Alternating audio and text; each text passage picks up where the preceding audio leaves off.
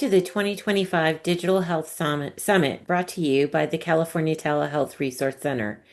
We're glad you could join us today for the Cybersecurity Fortifying Healthcare's Most Vulnerable Frontiers. As you know, the theme of this year's event is Technology Supercycle Meets Healthcare, leveraging digital health services to combat the chronic disease crisis and other major challenges. Before we begin, I'd like to go over a few tips. Next slide, please. We would like to help you navigate the conference. This session is purely for informational purposes. CTRC has no relevant financial interest or arrangement with any organizations related to commercial products or services discussed during this summit.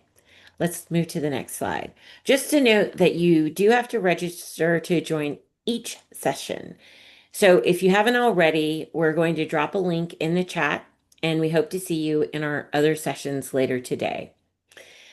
And you can also register at caltrc.org, and you can navigate to the events section. Slide number 4.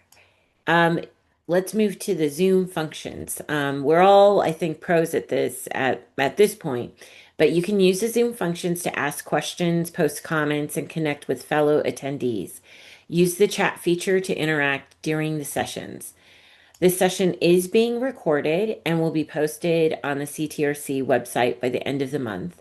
If you encounter any technical issues, reach out to a member of our team by emailing caltrc@ochin.org.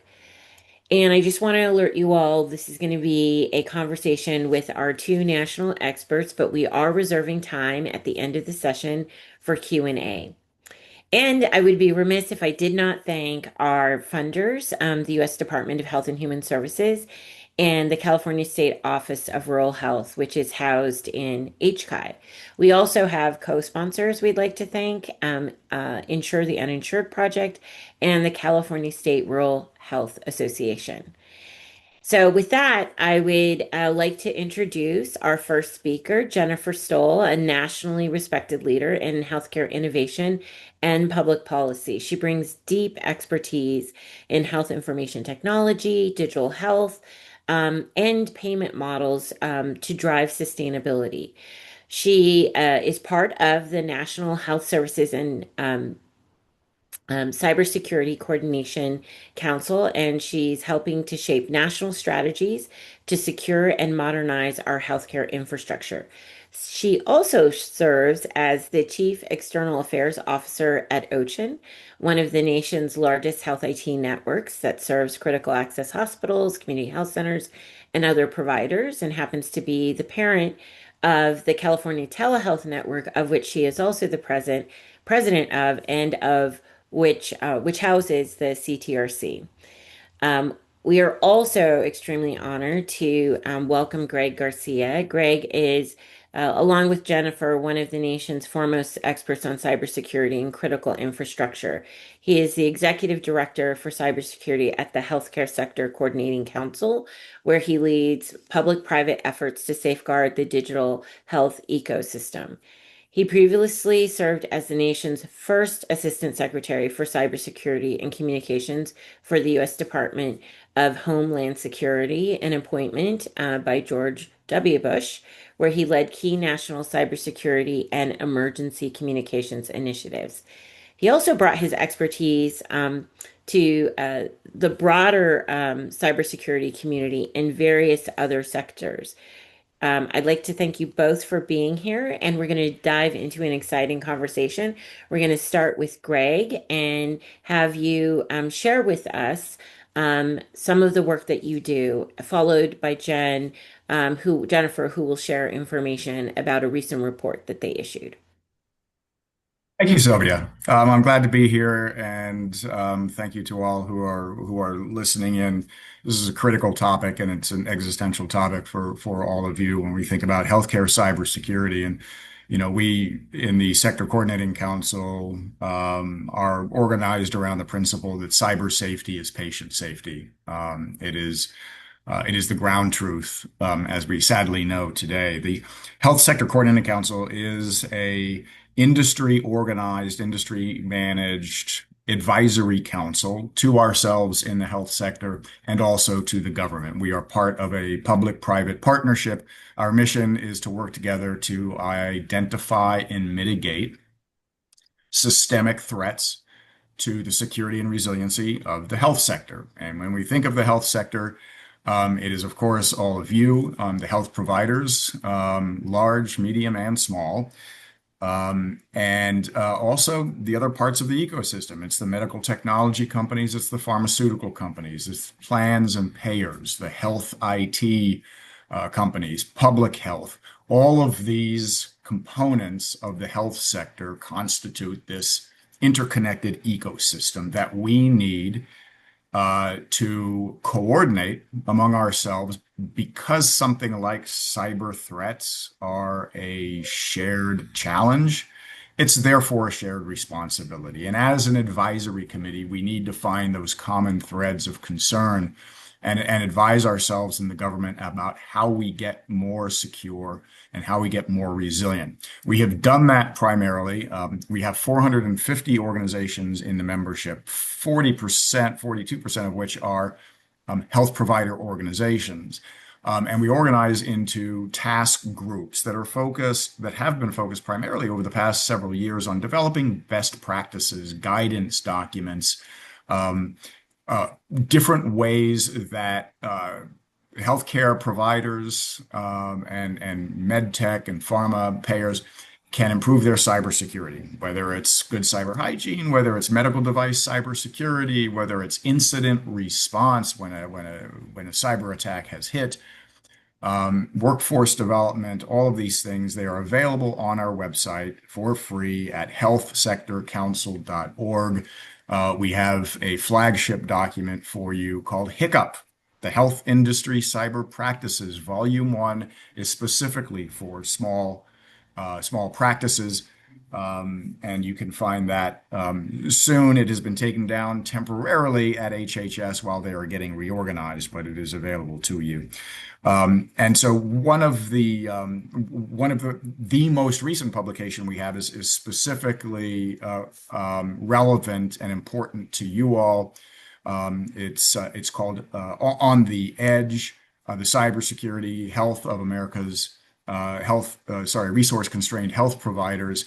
Leading that effort, co-leading that effort is my partner here, Jen Stoll, who has served for about a year and a half now on our Cybersecurity Executive Committee, which is made up of representatives from the different subsectors across healthcare. So she's been a great leader, not just in representing all of you through OCHIN as the Chief External Affairs Officer, but also the sector as a whole, and to the government, as we need to establish a sense of trust and credibility with the government as we advise them on better policy options for how we improve our security and resiliency.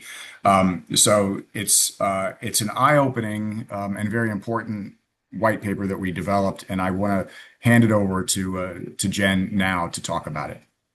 Well, thanks, Greg, and thanks for the introduction, Sylvia. Yeah, it's been a real privilege to really also work across the sector as part of the executive committee on which Greg runs and supports.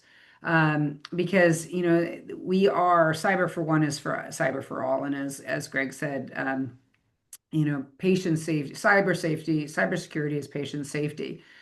But yet it's the section of the delivery system, the rural and low resource providers constantly have a trouble staying current and staying up to date. And we spent several months last year thinking about how we wanted to approach interviewing providers from all over the country and their needs for cybersecurity. And we asked a lot of questions to understand their current state of play. What did they offer? What did they support? How did they approach it? Who manages the governance of these structures? And what would be meaningful from a government side to be able to support this work? Um, do you find grants meaningful? Would other things be helpful? And we learned a lot. And I think for the purposes of just setting out, before I jump into the recommendations, just setting out to say, we really focused on those that had the most resource constrained environments. And also looking at making sure their payer mix, of those that they support, predominantly focused on, supporting Medicare, Medicaid, uninsured, and also charitable care. And so we were able to interview organizations all over the country. I think it was about 40 states, right, Greg? And were represented across the country. And we had voices from critical access hospitals, FQHCs, tribal clinics, long-term care facilities, small practices, especially mental health providers, you name it. And we're going to put a link to the actual report in the chat so you have it, which was just launched 2 weeks ago. And we would love for your feedback and comment. Um, but what we learned was pretty eye-opening. And also, it didn't really matter at a high level what type of provider you were, whether you were a long-term care facility, whether you're a critical access hospital, whether you were an RHC or an FQHC. The general the general concerns were there. Um, and because of the lack of resources, no matter what your environment. So, on the slide are high level recommendations, and I really want to start in the middle about workforce because one of the things that we consistently heard were challenges with workforce. And I'm talking about the organization's workforce. How are they training, sustaining knowledge? When in this section of the delivery system, in the most under-resourced communities, we have a high level of turnover. So maybe the training you did last year, the same people aren't even in place this year. And so you have to retrain and retrain and retrain, and that's very costly. Also, can you even get somebody? It was fascinating as we were talking to many of those that were in charge of cybersecurity. They also had 10 other duties as assigned. And I know all of you on this call recognize and understand when you wear multiple hats when you're in an under-resourced environment. And so, being able to be the CISO or the security officer or the compliance officer, you're also doing a lot of other things. So it was quite fascinating what we learned around workforce. It was also fascinating to know that it is very well intended to make sure they put cybersecurity front and center, but it's always a constant battle between trade-offs. And I'm not going to go through that much more because I think Greg and you and I can talk about that a little bit more later. But this battle between trade-offs, I would love to be as cyber secure as I can, but then I need to hire a new nurse or I need to do something different. And so, how do they balance the resources that they need when it's all very, very strong? Um, the other areas, you see training on the right-hand side of this slide, training in that workforce piece. We had all sorts of very creative ways that we could fund resources in terms of training. And please take a look at what Greg is going to put in the chat and the website because there's many free resources to support your staff training available through the Health Sector Coordinating Council. And some other ideas that came up is thinking about how can we get paid to do the training? Could we innovate in CPT codes? Because that way you're not depending on grants.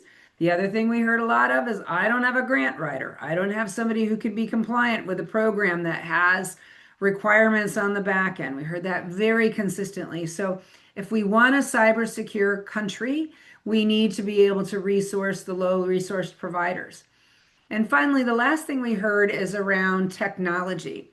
And it was not uncommon for organizations to say, I have multiple points of entry and I'm on old legacy systems. It's not uncommon for them to have 3 EHRs that may not have been updated for many, many a year. And so how do they keep in touch or keep navigating a complexity of patching, a constant patching for potential breaches and backdoor penetrations. So thinking about this, we were really wrote this white paper to provide recommendations to policymakers to be able to support the needs of rural and underserved communities across the country. So that's my slide, Sylvia. I'm going to Great. pass it back to you. That's a fantastic level set. Thank you, Jennifer and Greg. We're going to advance to the next slide, and we're going to kick off our questions now. And this is really a fireside chat for us all. And I want to start with, we're called the California Telehealth Resource Center. A little bit of a misnomer. It's really all digital health, from e-consults to AI-enabled systems, all the way to remote physiological monitoring. So we really span the gamut of digital health modalities. And we've heard from the current administration that they're, particularly the new administrator for CMS, that there is a real interest in expanding, accelerating the adoption of digital health modalities to make up the gap in the delivery of care, particularly in rural communities. And so, thinking about starting with Greg and then Jen, some of the challenges, particularly that rural and low resource providers currently face in terms of cyber hygiene. What are some of the most common cybersecurity gaps that providers are seeing and facing, and what are some of the potential solutions to those gaps? Greg, you want to start? You're on Oh, mute. Greg, you're on mute. Sorry. Yeah, so the gaps. I think one of them that Jen highlighted from the report is workforce. Simply having the people with the requisite expertise to simply be able to manage their cybersecurity program, whether it's very rudimentary or whether it's more mature. But we also did with HHS what we called a landscape analysis, a hospital landscape analysis. And it was simply looking through a whole range of surveys, different open source surveys. How are we getting beat? What are the vulnerabilities that are most frequently exploited with a successful cyber attack? And it's not actually a lot of really sophisticated stuff. It's like there's three of them. One of them is what we call social engineering. It's email phishing. It is getting through to frontline employees with fake emails that lead you to a malicious link or an attachment. And when you open it, it drops malicious code into your network. And that's one way that hackers then are able to steal information or corrupt your systems. Another one is simply unpatched vulnerabilities in applications in your network that are internet facing. Whether it's payroll, maybe you're outsourcing payroll to a third party cloud provider or something. And there's different vulnerabilities that arise over time that you should be patching. Patching is sometimes hard. So that's number two. Number three is third parties. I mean, Jen mentioned that in the summary. There are third party service providers, technology providers that will connect into your network to help you run your business. But sometimes those third parties are not very secure, or they send to you a malicious file that they didn't know was infected. And that's often, if you look at the HHS Office for Civil Rights, the so-called wall of shame, where, as you know, you have to report data breaches to HHS. They put it up on their website and say what happened. And often, almost 50% of the time, it's because of third parties, business associates. So it's those three that are the biggest vulnerabilities that are exploited. And there's many ways to say to the second point of the question, what do we do about it? I think the first and most fundamental thing to do about it is get somebody in charge. even if it's only a third of their time, if somebody is in charge, they will do the right work to determine, do we have to pay for this ourselves or manage this ourselves, or should we hire an outside managed cyber security provider? Do we join a consortium of like-minded healthcare providers to pool our resources? There are plenty of low cost, low friction ways to improve your cybersecurity posture without too much extra work. But you ought to have somebody assigned to do it who has a basic knowledge. That's a start, and then the rest of it starts to get a little bit more technical. How about from your perspective, Jennifer? I think Greg touched on a lot. But I think what I would add is the vulnerabilities that are also going to be added as the world becomes more, tying back into what you were saying about the CTRC, and really it's about digital modalities. The world is shifting from the traditional digital modalities to an AI-enabled world. We are worried very, very much at OCHIN about a digital divide, not about whether I have broadband or not. Of course, that's a problem, but also the haves and haves nots. And thinking about cybersecurity as one of those areas as we rapidly move into the ubiquitous nature between AI and digital health, the increasing vulnerabilities that it comes with. And yes, there are opportunities for artificial intelligence to also be used for good, to change and have an opportunity to fight against the bad actors, the state actors, and so on. But the reality is, it's going to become increasingly more complex. And so, how does an under-resourced provider keep up? And that's why, just lifting up what Greg said about thinking about scale and partnering. We've been working a lot with a project that HRSA's working on around creating networks of rural hospitals and thinking about what shared services that they can be able to join together, not only from other technologies, but is cyber one of those areas where they can work together to drive scale? So thinking differently, because this section of our section of the delivery system is going to continuously be under-resourced. So we have to be creative as bad actors happen, and we also have to help them keep up with this growing digital divide, which I think, Sylvia, has been a theme of the conference today. We have. Hey, one thing I would like to add about free resources, which I neglected in the beginning. The Department of Homeland Security, CISA, the Cybersecurity and Infrastructure Security Agency, has a number of free resources, particularly for resource-constrained health providers, where they will come in, basically kick the tires, check out your digital environment, your data, your networks, and they will look at where are the gaps, what needs immediate attention. And they're not necessarily going to be able to do it for you, but it's the diagnostic service that they are providing for free. And CISA is organized to have what they call regional cybersecurity advisors. And you can go to their website and find out where yours is. It's somebody who serves 2 or 3 or 4 states in a region. And they can be your first point of contact, your conduit, and you can ask them for that help. Just come in and tell me what's wrong. It's like a dental exam. And then you got to figure out whether you need a root canal or just a filling. And you got to figure out how to pay for Yeah, it. that's right.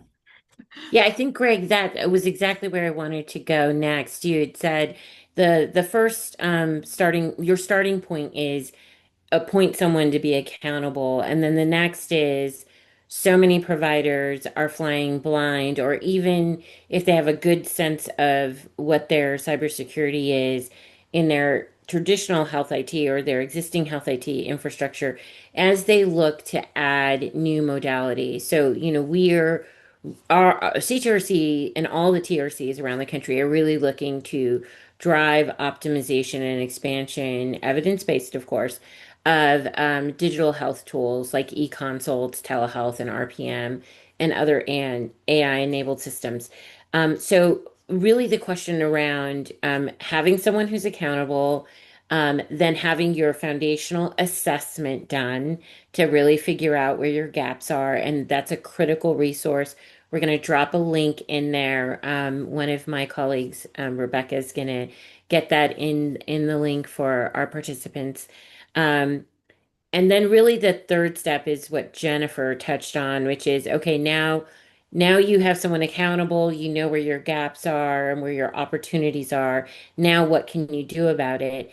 And that brings me to the role of vendors and really what should be the conversation. I'm a small practice. I want to work with either a telehealth vendor or an RPM vendor. What are the questions I need to be asking of my vendor to ensure that I'm not exposing myself through one of these third-party vendors? Where do I look for those resources to ask those questions? I can start, and we do have, and there can be a lot of questions.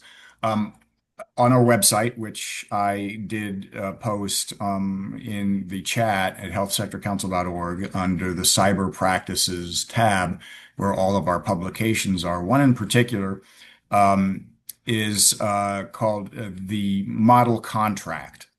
It would be under the category of secure medtech.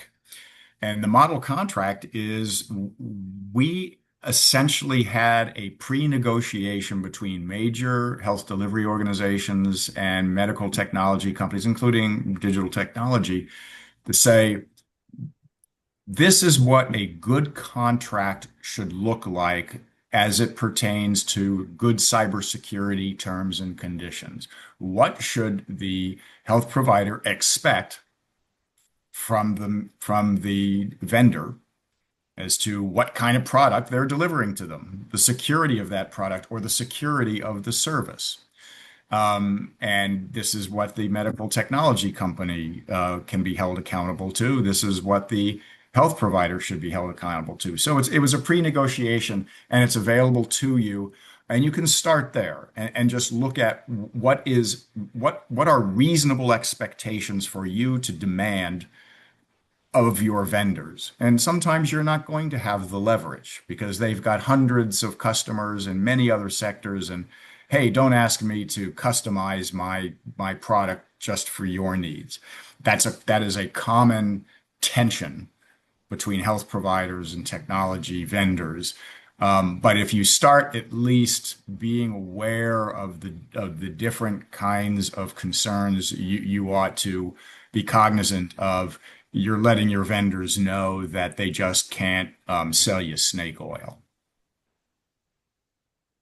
And Jennifer, to follow up on that, um, there's the worst case scenario where, you've assigned a person to be accountable, you've done your gap analysis, you've been leveraging resources, but you are the victim of a breach. So what kind of mitigation measures can you put in place? And what is the status of insurance? For folks who have been the target and victim of a cyber event, especially if they're a small community provider or a rural hospital. Yeah, I'm going to defer the first part of that question to Greg about mitigation strategies. I think he's a better position to be able to respond to that. One of the things that we repeatedly heard, and we did ask about during the interview for the white paper for the rural communities needs, is the issue of cyber insurance. A couple of things came up. First of all, affordability is a key problem. And secondly, not having a clue how much to buy, what it paid for, what it did, right? Um, and so there was a lot of questions about the need for standardization and potentially support and even subsidies of thinking about cyber insurance. even the value proposition, if you're basically, thinking about self-insuring, right? And that's what a lot of organizations are just doing. Like, I can't afford that premium, I'll just self-insure. So we heard that consistently, that cyber insurance was very, very tricky, tricky to navigate, tricky to understand what you're actually purchasing, how much to actually buy, what would it cost, if you were to have a cyber breach, and what it actually did. But Greg, I'd love for you to speak about mitigation strategies once there is a breach. Okay. So that can we have a product for that too. Um, Mitigation strategies. There's a lot that happens once you have a breach that, such as a ransomware attack, that could actually disrupt your operations, disrupt your patient care. Um, in in on our website, under the best practices of respond and recover, there are a couple of resources there on what do you do when you are facing an outage, sometimes a long-term outage of days or even weeks? How do you go to a paper-based process? How do you delegate management responsibilities when normal workflows have been disrupted? Uh, there's another publication called the Executive Checklist for incident response. You have senior executives in your organization who are busy running the business, and they are not the technical and operational experts to be able to respond and recover and bring back online systems that have been brought down. Um, but they are ultimately responsible. So what are the right questions for them to ask? Um, and with the answers to those questions, uh, they're able to make informed decisions. Because when you are in the midst of a crisis, if you don't have clear roles and responsibilities that you have assigned ahead of time on the principle that it's not if but when you're going to get hit, then if you don't have those in place and you haven't practiced them once or twice throughout the year, um, then you're going to be left scrambling. So best mitigation is to uh, prepare in the eventuality that something does happen, have those roles and responsibilities, have a incident response manual that you will practice. And practicing makes muscle memory. It doesn't have to be elaborate, but at least understand that you may be without communications. You're going to be without IT. You're going to have to go to a paper-based system, and how you're going to maintain patient care if some of your medical technology is down. And that's for every organization to sort of figure out in terms of what kind of care are you providing, what's the volume, a lot of factors in play. But those publications will sort of help you parse out the things to think about. So, Greg and Jennifer, earlier today we had several really fascinating panels like this one, and they are all interrelated. And it was really encouraging to see folks super interested in e-consults, from primary care clinicians to specialists, leveraging how their health information technology to expand specialty care access. And then we had a panel of two researchers in AI talking about the use of generative AI systems. And we invited those folks because there's an interest and a need, a lack of specialty care access in rural communities in particular, and low resource communities.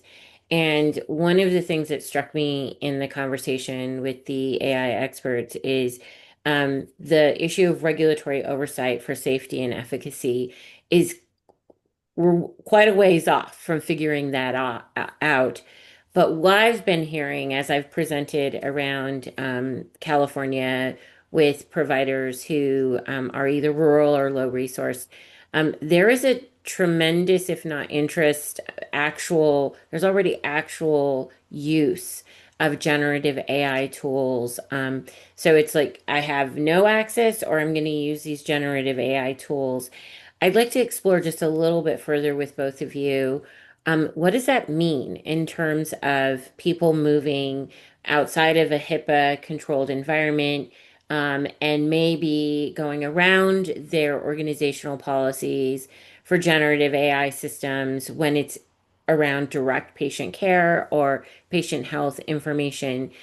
Greg, what are you seeing in terms of the role of AI and the use of new tools that may or may not have been um, vetted through either the FDA or they're not part of a certified health IT tool? Like it seems like that risk is rising exponentially because the need is as well, and the resources to deliver care are in an era of scarcity.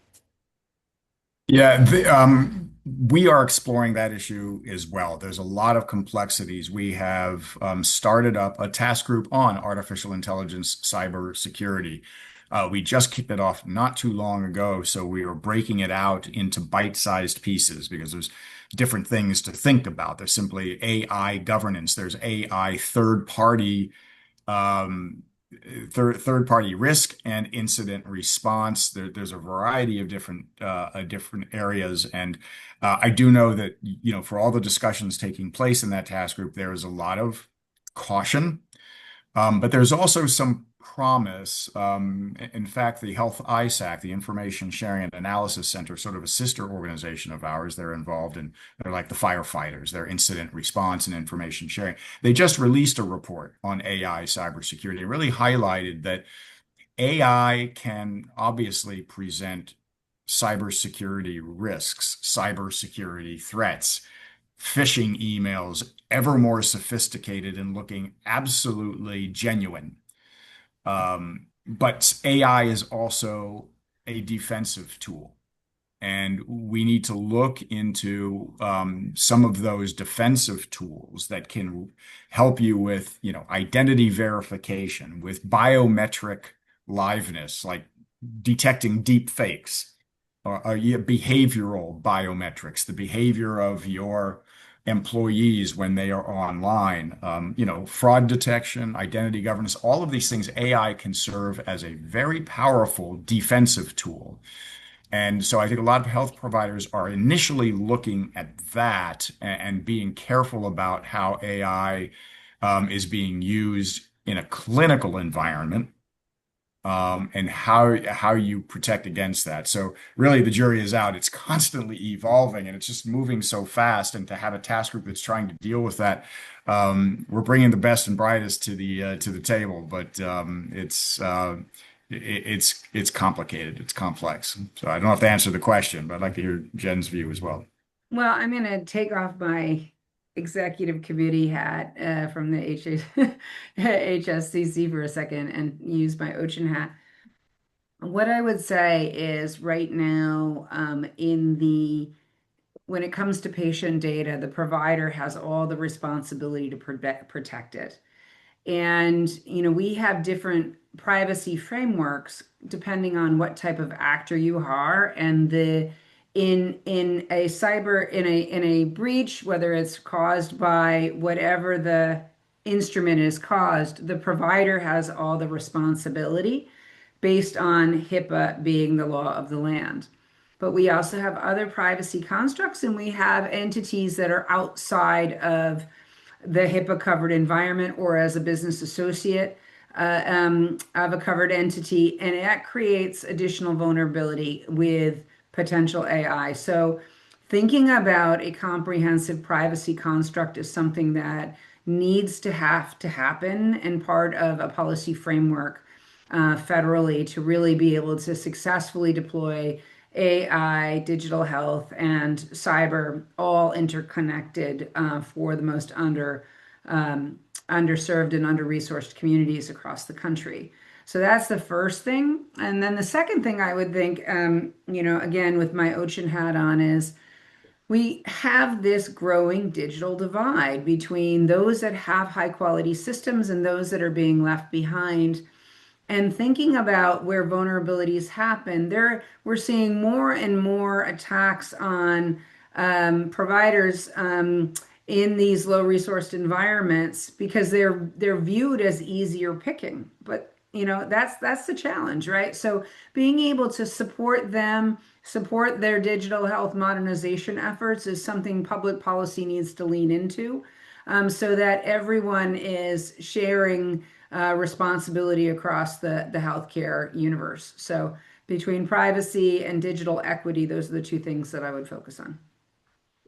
Jennifer and Greg, I think that's a perfect closeout point and right on time. And Jennifer, I just want to give a nod to that, especially as we're starting to see the line blurred between the brick and mortar traditional healthcare delivery system and the models around health in the um, consumer environment, and those are quickly starting to blur along with social services and community-based organization. And so I think now more than ever, what you have said rings more true that we have to have a framework that reduces complexity. And we know here at CTRC, it's really challenging in our state when you have state regulation, federal regulation.